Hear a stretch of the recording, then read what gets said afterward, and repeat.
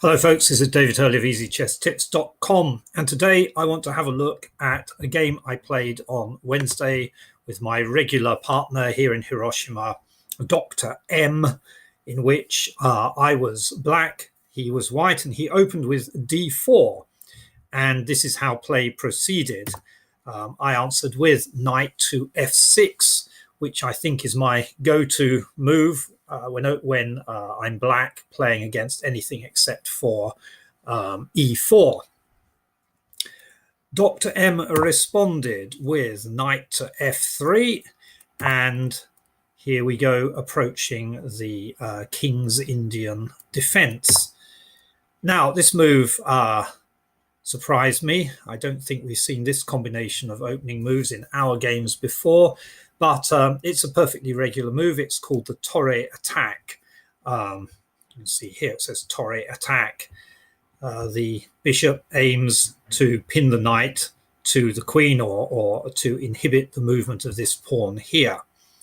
However, things did not go according to plan for Dr. M, because he made a blunder a few moves down the line, which kind of made the game a foregone conclusion, provided I didn't make a massive counter blunder.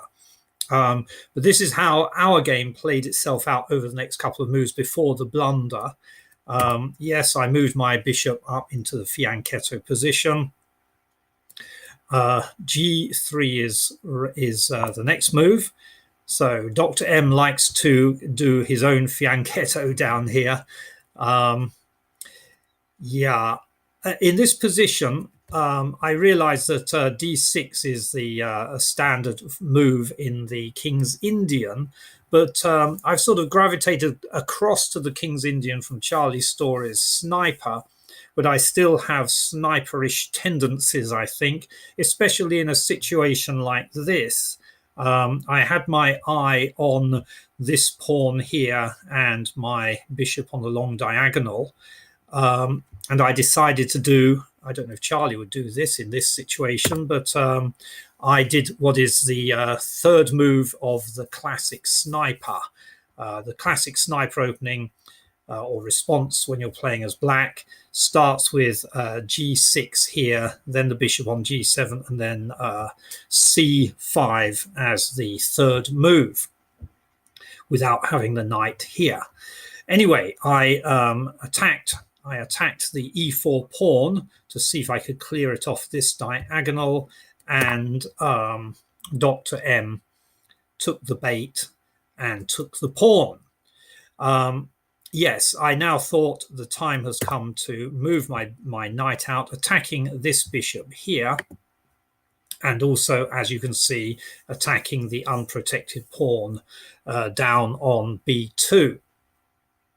The recommended move seems to be to move your bishop right back to c1. That didn't happen.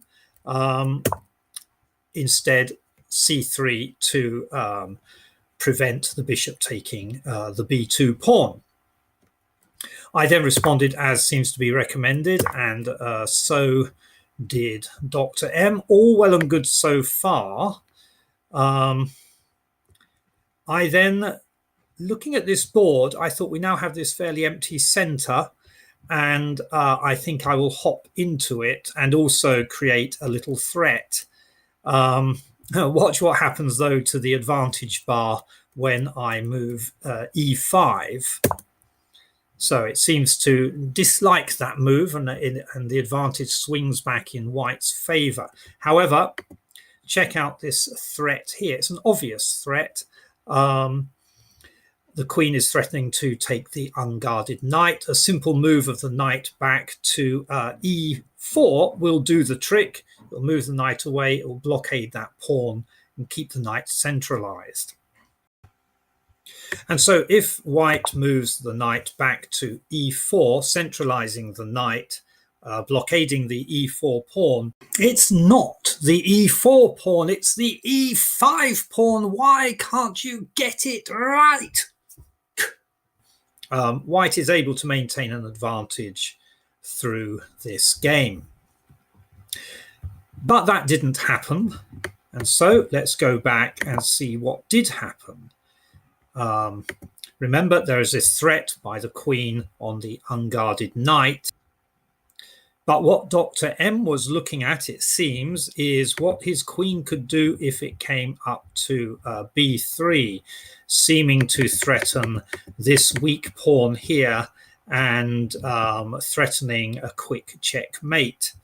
That is what Dr. Mogami is looking at, and being focused on that, and perhaps a bit excited by the prospect, he ignored or did not notice that by moving my black pawn to e5, my queen is threatening his knight.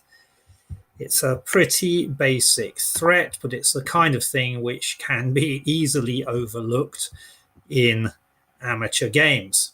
So Dr. Mogami makes the blunder and I pick up a free knight. The queen is no longer able to attack this pawn, if you want to keep your queen on the board, that is. But anyway, what I want to do is to go back to, first of all, to that e5 move that I made, which I don't think is ideal.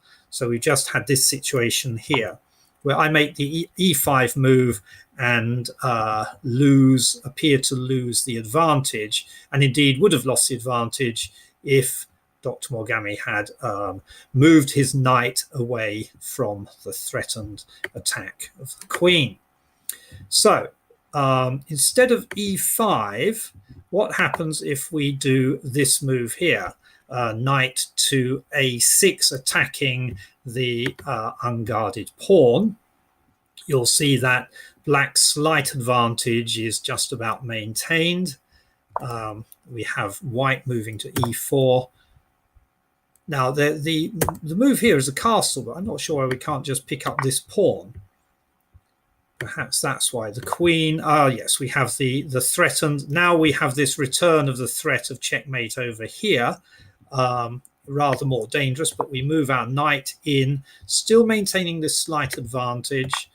And then we have this situation here, and the queen retreats back down the board.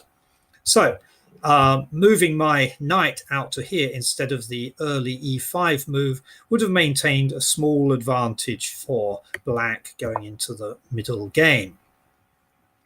So that's that. Now let's go back to the beginning, and I want to show you the Torre attack. So the Torre attack is d4, knight to f6, knight to f3, g6, bishop to g5, bishop to g7.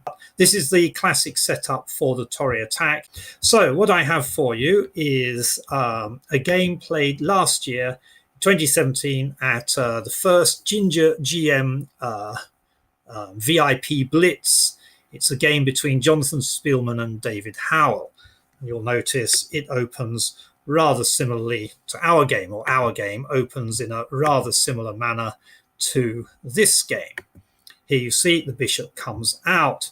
Now in our game, at this stage, this was the next move. Dr. Mogami prepares for the fianchetto. But in this game, we don't have anything like that at all. We have e3. We have an e3 move, make up a nice little triangle here. Sorry, nice little pawn structure here, getting ready to move the bishop out. Castle, and it develops in this way. Okay, folks, that's all from me, David Hurley of EasyChessTips.com, talking about a version of the Torre attack, which was played against my King's Indian defense on Wednesday until an 8th move blunder brought White's attack to a grinding halt.